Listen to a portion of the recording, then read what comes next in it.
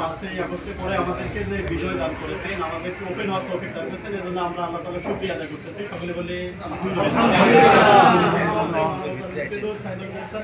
যারা আনিত বিজয় একমাত্র আমাদের মুক্তিযুদ্ধ সেই রাসূলের সঙ্গীত ও দরুদ সালাত পেশ করতেছি। সকলে বলি সাল্লাল্লাহু আলাইহি ওয়াসাল্লাম। ভাইদের আত্মার মাগফিরাত কামনা করতেছি। আল্লাহ তাআলা তাদেরকে যেন শাহাদাতের সর্বোত্তম মাকাম জান্নাতের ফিরদাউসের মেহমানি করে সকলে বলি আল্লাহুম্মা আমিন। বিপদগ্রস্ত হয়েছেন, আল্লাহ তাআলা যেন গায়েবী হবে তাদের সমস্ত সমস্যার সমাধান করে দেন। আমরা এই প্রোগ্রাম থেকে দোয়া করতেছি। সকলে বলে আল্লাহুম্মা আমিন। ঈদ মোবারক। ঈদ মোবারক। এখন আমাদের মূল কাজ হলো সমাজ বিনির্মাণ, রাষ্ট্র বিনির্মাণ।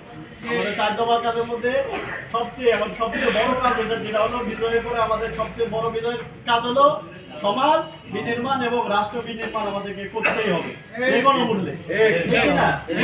রাষ্ট্র বিনির্মাণ যদি করতে চান, সমাজ বিনির্মাণ যদি করতে চান, সমাজ সেবা যদি করতে চান, তাহলে আল্লাহ তাআলা আপনাদেরকে একটা ব্যবসা করার কথা বলছে।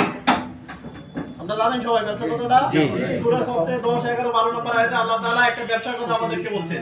আউযু বিল্লাহি মিনাশ শাইতানির রাজিম। বিসমিল্লাহির রহমানির রহিম। ইয়া আইয়ুহাল্লাযীনা আমানু আল আদুল্লুকুম আলা তিজারাতিন তুনজিকুম মিন আযাবিন আলিম তু'মিনুনা বিল্লাহি ওয়া রাসূলিহি ওয়া তুজাহিদুনা ফি সাবিলিল্লাহি বিআমওয়ালিকুম ওয়া আনফুসিকুম যালিকুম খায়রুল লাকুম ইন কুনতুম তা'লামুন। আমি পুরো আয়াতটার ব্যাপারে কথা বলবো না, এখানে শুধু আল্লাহ তাআলা একটা ব্যবসার কথা বলছেন। আপনারা জানেন ব্যবসা করার জন্য 3টা জিনিস লাগে। কয়টা জিনিস লাগে?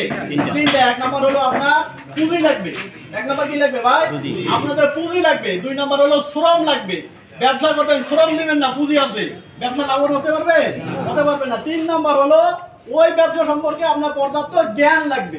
জ্ঞান নাই, পুঁজি আছে, শ্রম দিবেন, কিন্তু ব্যবসায় সফলতা আসবে না। আজকে আমরা যদি সমাজ সংস্কার করতে চাই, আজকে যদি আমরা রাষ্ট্র সংস্কার করতে চাই, আমাদেরকে যেভাবে ইসলামী আন্দোলনের জন্য সময় দিতে হবে, যেভাবে আমাদেরকে পুঁজি ইনভেস্ট করতে হবে, সেভাবে আমাদের জ্ঞানের পরিধিকে বৃদ্ধি করতে হবে। আমরা যদি জ্ঞানের পরিধিকে বৃদ্ধি না করি, আমরা নিয়মিত কোরআন হাদিস অধ্যয়ন না করি, সেটাকে যদি আমরা বাস্তবায়ন না করি, তাহলে এই সমাজ সংস্কার আমরা করতে পারবো না, এই রাষ্ট্র সংস্কার আমরা করতে পারবো না। তাই পুঁজি আমাদের কি? পুঁজি হলো আমাদের যে চরিত্র, আমরা যে পড়াশোনা করছি, আমরা যে কোরআন হাদিস পড়ছি, আমরা যা কিছু করছি, এই পুঁজি, এই জ্ঞানের আলোকে আমাদেরকে হলো সমাজে ভূমিকা পালন করতে হবে। কথা এবং কাজের কর্ম মিল আমাদেরকে পরিত্যাগ করতে হবে।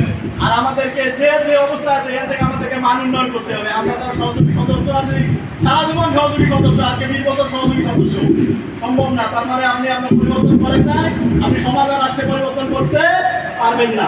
আসুন আমরা ইসলামী আন্দোলনে সংযুক্ত থেকে আমাদের রাষ্ট্র এবং আমাদের সমাজ বিনির্মাণে আমরা সর্বোচ্চ ভূমিকা পালন করি। যে যেখানে আছে সেখান থেকে আমরা মান উন্নয়ন করে ফেলি।